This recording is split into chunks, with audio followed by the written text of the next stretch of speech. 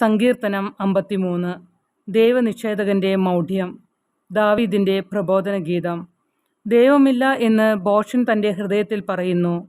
മ്ലേച്ഛതയിൽ മുഴുകി അവർ ദുഷിച്ചിരിക്കുന്നു. നന്മ ചെയ്യുന്നവരാരുമില്ല. ദൈവം സ്വർഗത്തിൽ നിന്ന് മനുഷ്യമക്കളെ നോക്കുന്നു. ദൈവത്തെ തേടുന്ന ജ്ഞാനികളുണ്ടോ എന്ന് അവിടുന്ന് ആരായുന്നു. എല്ലാവരും വഴിതെറ്റി ഒന്നുപോലെ ദുഷിച്ചുപോയി.